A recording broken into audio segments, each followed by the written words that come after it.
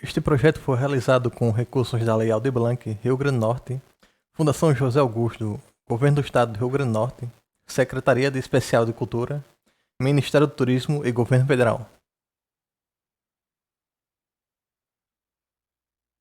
Olá a todos, essa é a segunda aula da oficina de Introdução à Pixel Art com temática regional nordestina para games digitais. Aqui eu vou apresentar alguns tópicos da segunda aula que se refere à história do pixel art nos jogos digitais.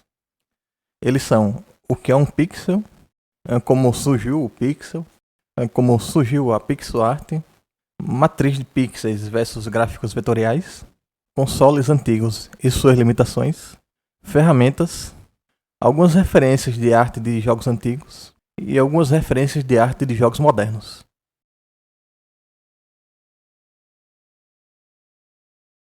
O que é o pixel? Pixel é o menor elemento em um dispositivo de exibição, por exemplo, um monitor, ao qual é possível atribuir-se uma cor. Ou seja, um pixel é o menor ponto que forma uma imagem digital, sendo que um conjunto de pixels com várias cores formam uma imagem inteira. A palavra pixel, no plural pixels, é um aglutinado de picture e element, ou seja, elemento de imagem, sendo pix abreviatura em inglês para pictures. E como podemos ver nessa imagem abaixo, um pixel não precisa representar obrigatoriamente um pequeno quadro. Ele pode ser composto por pequenas bolinhas, barras ou retângulos, ou até mesmo alguma abstração de luz sem muita forma definida.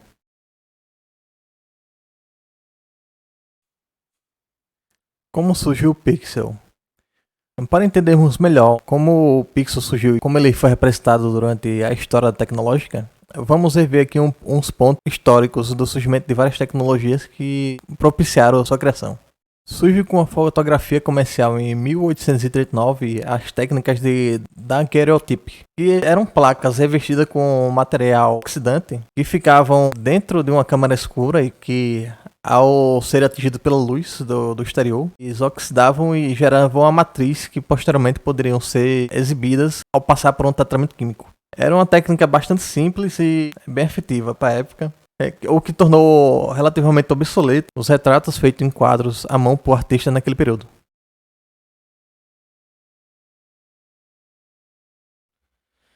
Em 1861 é desenvolvida a fotografia permanente colorida, que utiliza 3 canais para captura de cores primárias vermelho, azul e verde, para reconstruir a cor mais fidedigna da imagem. Como podemos observar, utilizando 3 placas de captura do tipo daguerreotype e depois fazendo as pigmentações em cima de um tratamento químico, ao uni-las a gente consegue obter uma matriz com as cores mais fidedignas para a reprodução da imagem. Isso foi uma grande revolução porque melhorou ainda mais a qualidade das imagens que eram capturadas pelas primeiras câmeras e posteriormente possibilitou mais avanços na tecnologia.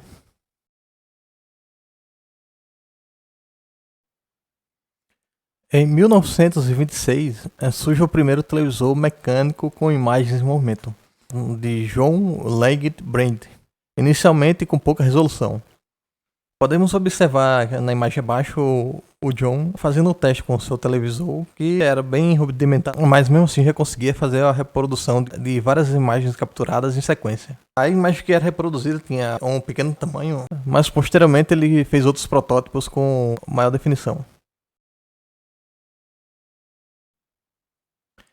Em 1927, o primeiro televisor CRT é demonstrado. Era de Pillow T. Farnsworth, que usa um canhão de elétrons para disparar em um tubo de vácuo com uma tela de vidro recoberta com fósforo para gerar imagens a partir de um desvio criado por uma interação magnética.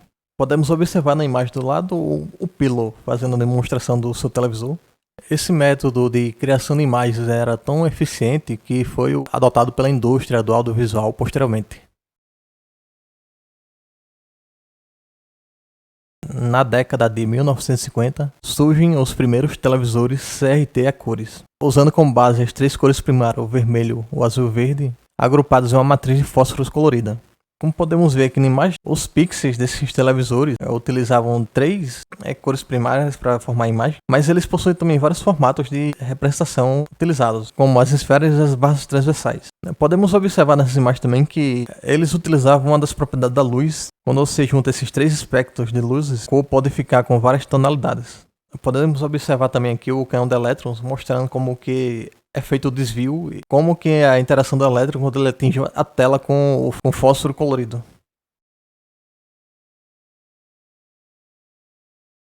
Posteriormente surgiram outras tecnologias como o plasma, o OLED e o LCD, que tornou os televisores CRT obsoletos. Atualmente a densidade de pixels, um equipamento eletrônico que se utiliza de telas, é bastante alta, o que traz uma maior gama de detalhes para as imagens reproduzidas neles. Mas nos antigos consoles de videogames, os televisores CRT ainda eram utilizados como base para o seu funcionamento, o que trazia limitações de resolução e na frequência de atualização das imagens.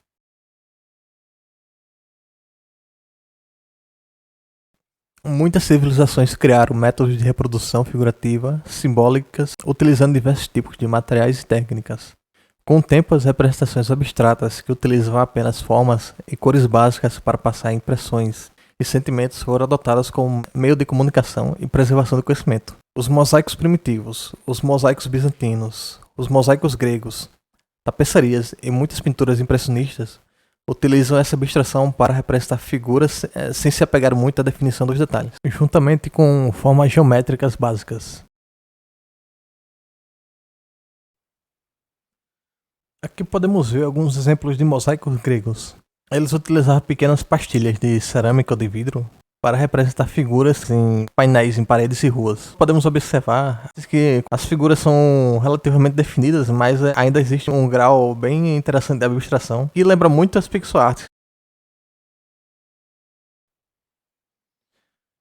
O mesmo podemos observar aqui também em alguns exemplos de mosaicos bizantinos. Uma das diferenças dele em relação ao grego é porque eles também usavam metais preciosos as figuras para deixá-las mais chamativas. Podemos ver que mesmo com o grau de detalhe um pouco mais elevado, mesmo assim ainda podemos observar as pastilhas que compõem a figura. E também o estilo de representação mais simplificado que facilitava a sua montagem. Aqui temos mais dois exemplos de mosaicos bizantinos, cujos quais utilizavam pastilhas de tamanhos diferenciados. Era uma das soluções para aumentar a área coberta pelas pastilhas, facilitando a montagem de figuras mais extensas. Com peças um pouco menores, era mais simples fazer o detalhamento de algumas partes da figura, como podemos observar aqui nos rostos, que utilizam pequenos fragmentos em comparação com a auréola dessa primeira figura, em comparação muito maior. Além das pastilhas retangulares, eles também utilizavam outras formas geométricas para compor a figura. As pinturas impressionistas também tinham algumas técnicas que remetiam à abstração. Por exemplo, temos aqui a Tarde de Domingo, na Ilha Grande, que utilizava a técnica de pontilhismo para fazer a representação das figuras. Esse na realidade, é um painel bem grande, que quando você se aproxima você consegue ver facilmente o pontilhado que foi utilizado em sua representação. Nessa segunda figura temos aqui a mulher de sombrinha do jardim. Utiliza mancha de tinta para dar a impressão que existe uma figura da mulher segurando um guarda-chuva ao fundo da imagem e algumas rosas na frente. Esse tipo de técnica também pode ser utilizado no pixel art para criar alguns tipos de cenários, onde o foco está nos personagens, não no plano de fundo.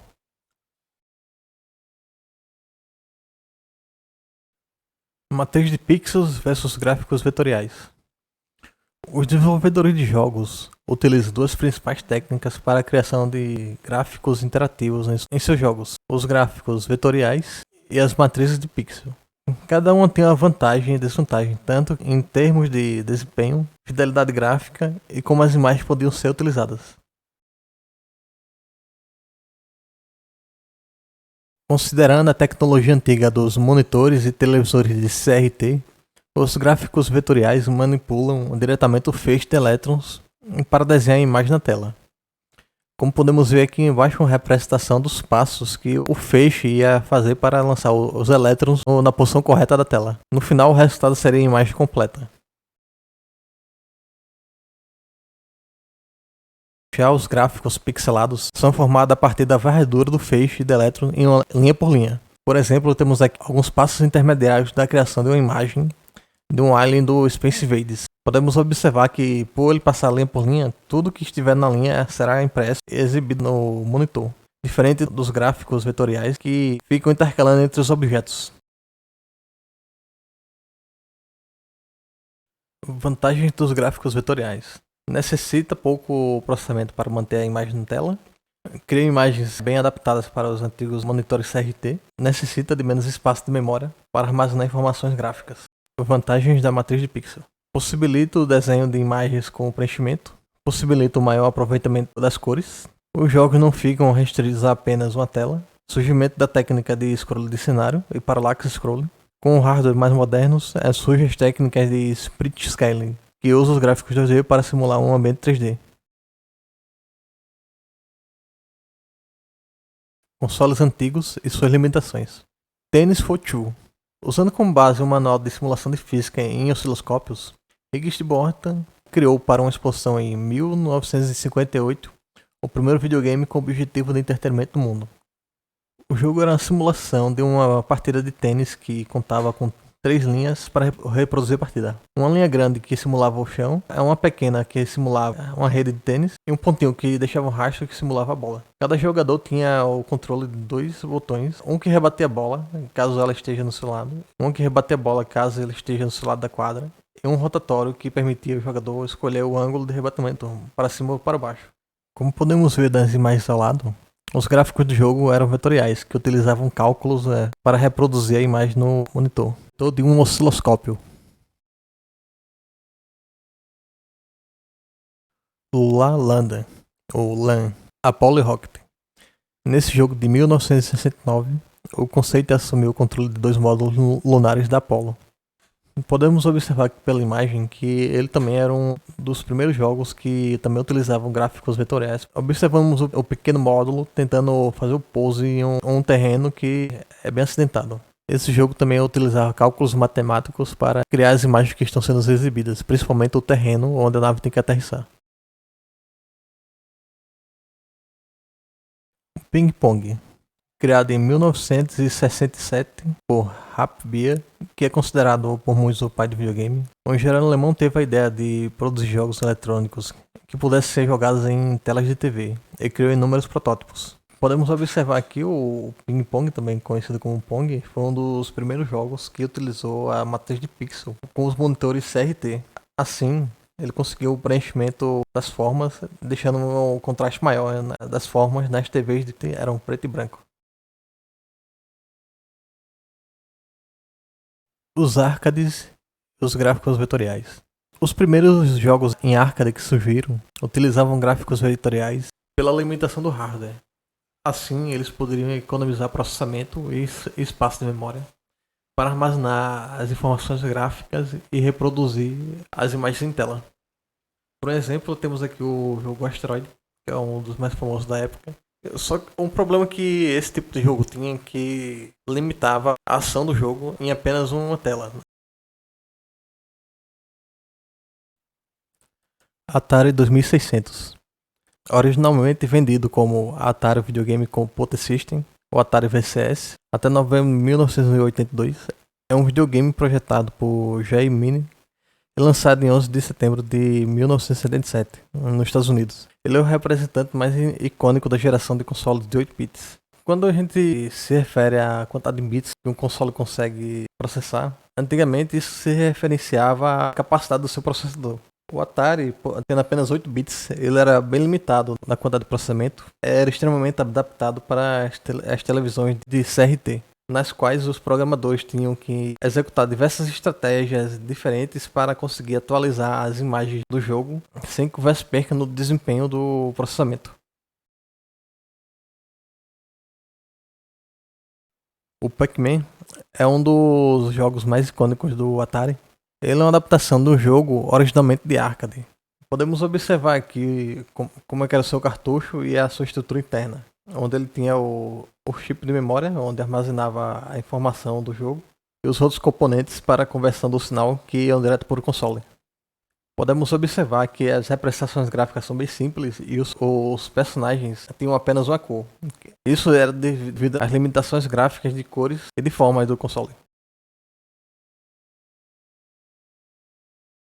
O Donkey Kong é um jogo de gênero de plataforma distribuído pela Coleco para Atari 2600, em 1982. A versão do famoso arcade Nintendo foi programado por Gary Kitchen e segue a jogabilidade original, com o herói Mario tentando salvar a namorada, a mocinha Purus, a Pauline, das garras do Donkey Kong. Esse jogo é uma adaptação bem interessante porque ele demonstra umas limitações gráficas que o Atari tinha para reproduzir as cores em certos blocos diferentes. Como podemos ver aqui nos personagens, temos o gorila Donkey Kong, o Mario, que é também conhecido como Jumpman na época, a sua namorada Pauline, e um barril aqui abstrato que parece muito com biscoito. Aqui do lado podemos observar um sprite do Mario quando ele está andando. Podemos ver que a bota dele, uma delas está azul e a outra ficou vermelha. Isso se dá ao fato de que o Atari não conseguia pintar mais de uma cor na faixa que é selecionada. Assim, o artista teve que fazer uma adaptação e toda vez que o Mario anda, a bota dele muda de cor. Nintendo Famicom. Foi lançado no Japão no verão de 1983. Possui processador 16 bits com capacidade de 40K de memória no cartucho. Ele trouxe um dos maiores avanços na tecnologia da época para os consoles caseiros, a utilização de mapas de tilesets e sprites. Mesmo assim, os desenvolvedores precisavam lidar com limitações de cores, pixel por tela, e a atualização de cores máximas em uma região do espaço de pixel. O Super Mario Bros. É um jogo de plataforma desenvolvido pela Nintendo para o Famicom em 1985. É o sucessor do jogo de arcade de 1983, Mario Bros. Os jogadores controlam Mario enquanto viajam pelo reino dos cogumelos para resgatar a princesa do Bowser. Ele deve percorrer mundos em uma visão em rolagem lateral, evitando perigos como inimigos e buracos com a ajuda do power-up. Podemos ver aqui um exemplo do Super Mario Bros. Os sprites e backgrounds que são armazenados na memória do jogo.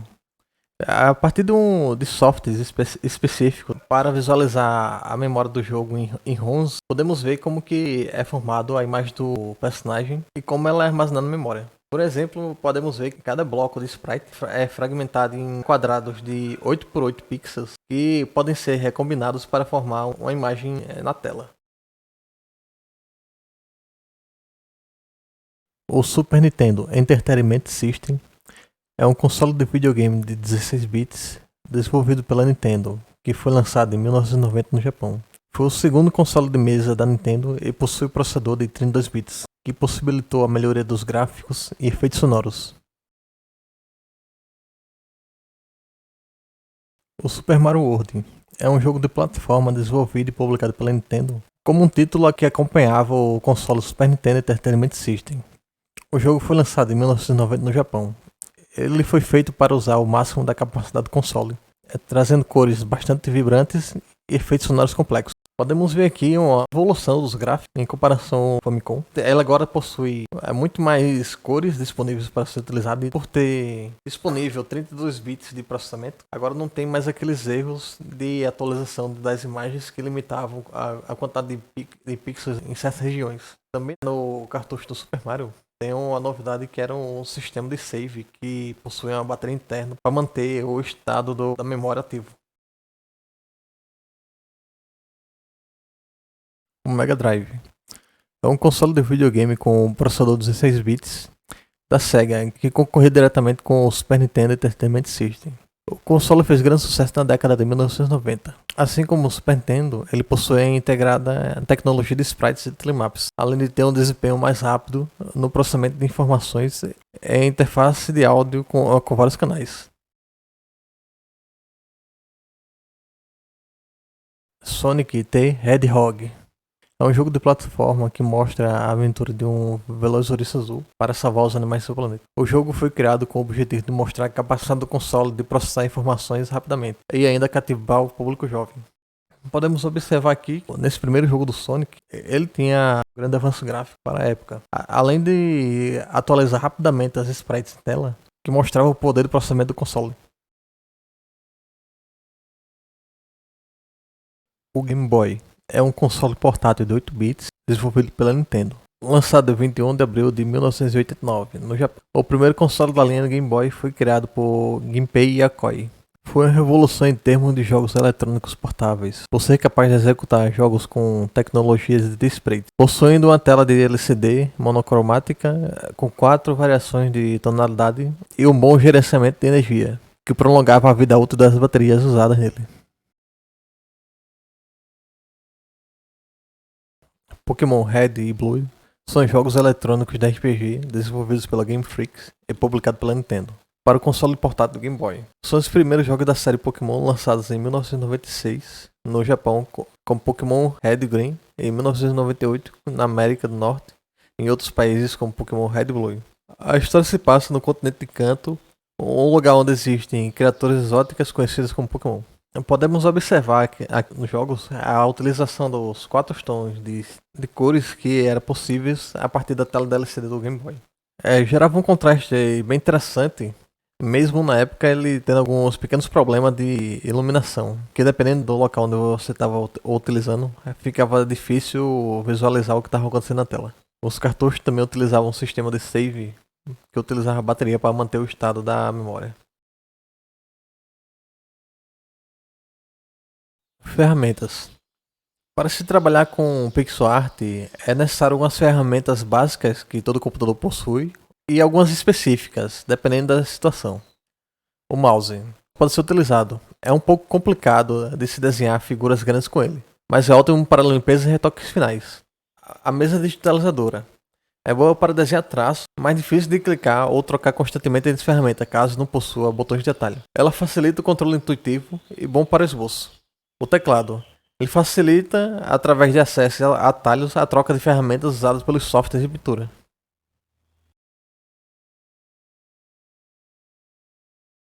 Hardwares antigos.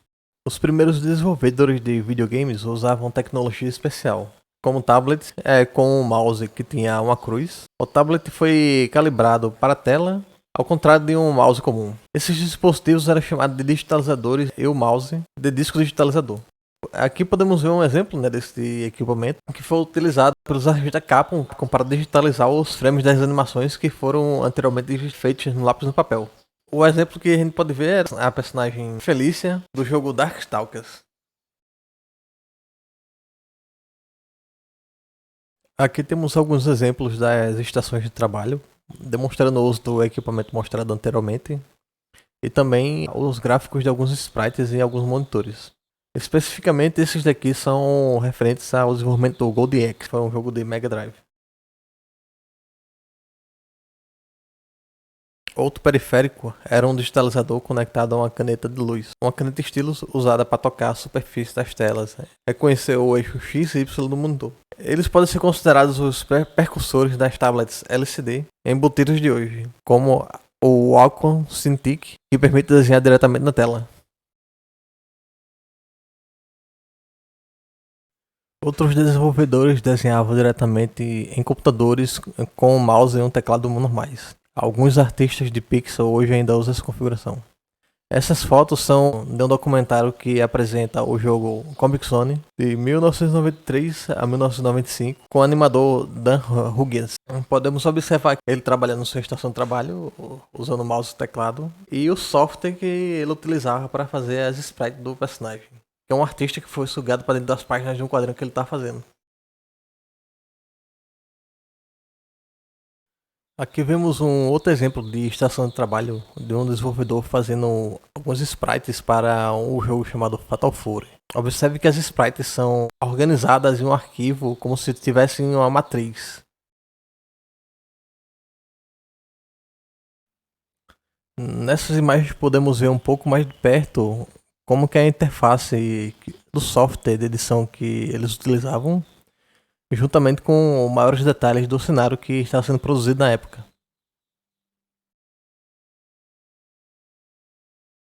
Nessa imagem temos parte do manual do Neo Geo Hard Specification, onde podemos observar como que funcionava o kit de desenvolvimento desse jogo, onde eles possuíam um monitor CRT conectado às interfaces que faziam a leitura das EPROMs e ROMs, a leitura também do scanner para captura das imagens que posteriormente iam ser digitalizadas, a entrada do mouse e o processador que ficava no gabinete do computador.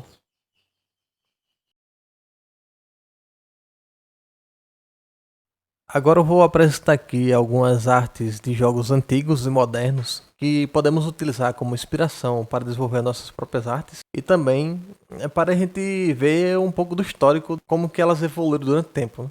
O primeiro jogo que eu tenho para apresentar aqui é o Space Invaders de Atari 2600.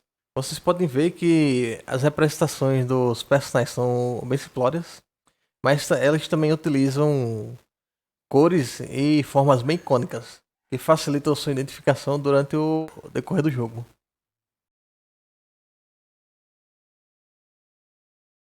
Outro jogo interessante também do Atari 2600 é o Pitfall.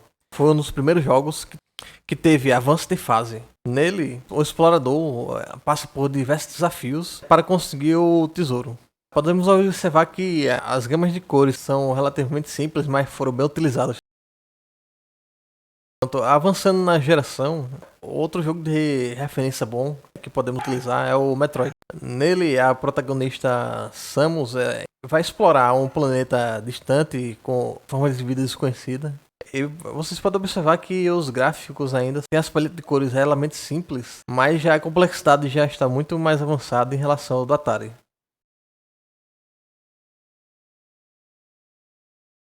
Outro jogo também legal aqui da época do NES é o Teenage Mutant Ninja Turtles, em que as tartarugas ninjas vão explorar diversos cenários em busca de encontrar a April, que foi sequestrada, enfrentando vários inimigos para chegar até o destruidor. Podemos verificar que a paleta dos inimigos e dos personagens são bem vivas. Isso foi feito para facilitar a identificação do personagem do jogador e dos inimigos na tela. Kid Drácula é um jogo do Game Boy, também é bastante legal. Ele mostra a vida de um jovem vampiro que está explorando o castelo do pai e se metendo em altas confusões. Ele tem vários puzzles de plataforma bem interessantes. Também podemos ver que, por ser um jogo Game Boy, ele só usa as 4 tonalidades de cinza, que era possível na época. Outro jogo também do Game Boy que é bastante legal é o Kirby. O Kirby é uma bolinha que devora os bichinhos e assume os poderes deles. Ele também, por ser de Game Boy, você pode observar que aqui também utiliza só 4 tons de cores.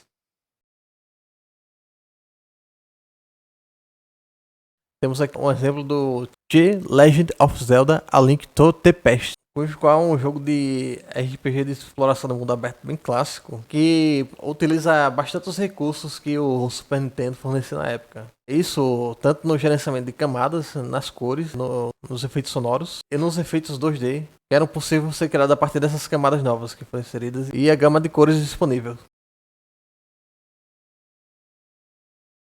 Um outro jogo bastante icônico da época do Super Nintendo é o Yoshi Island, que é o Super Mario World 2.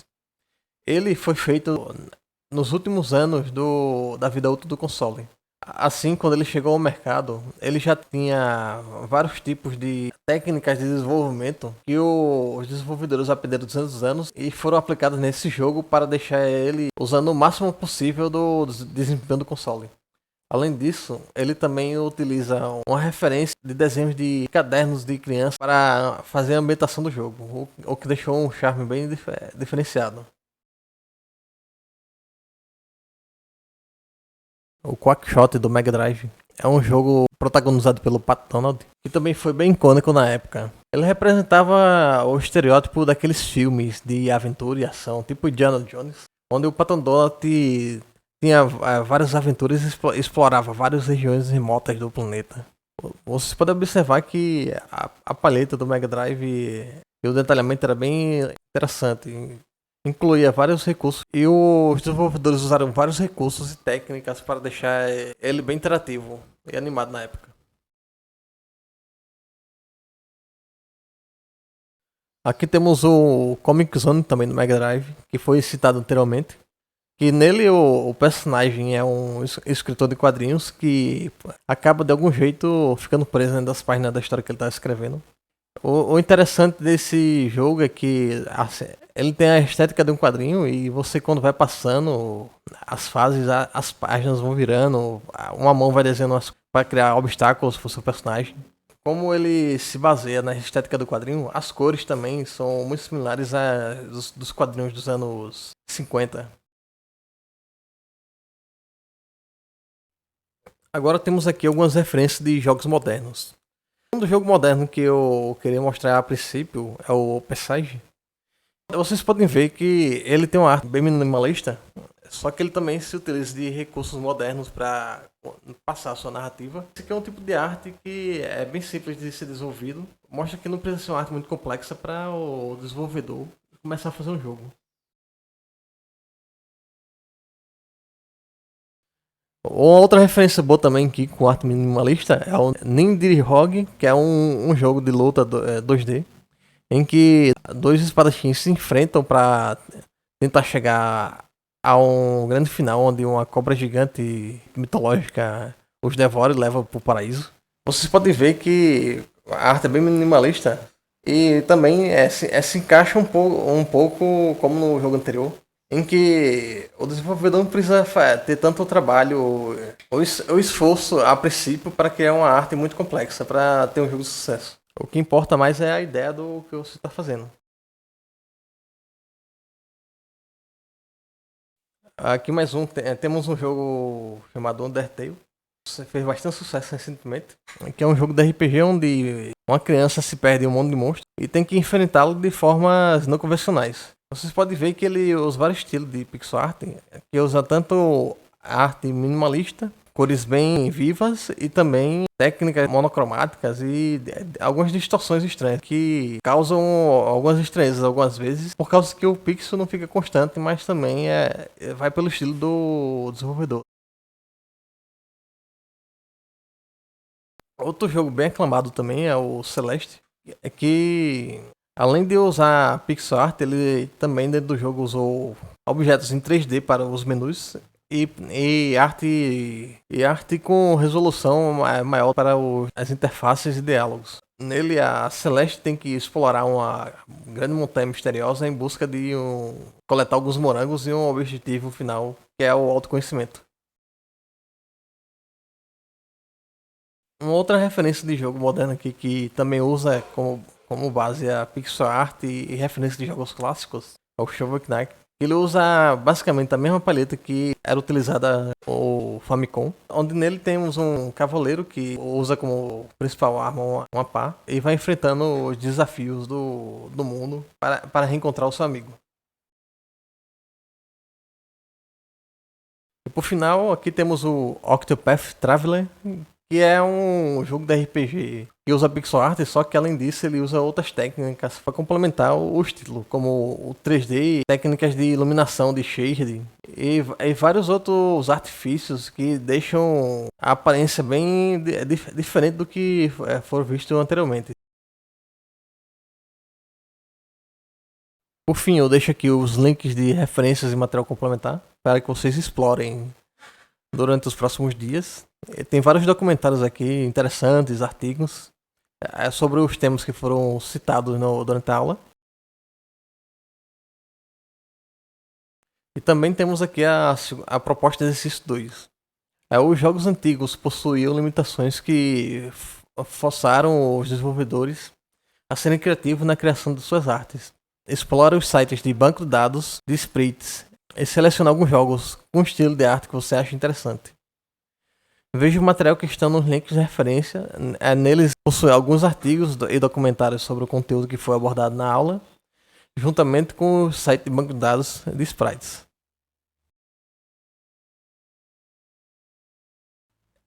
Assim encerramos a segunda aula.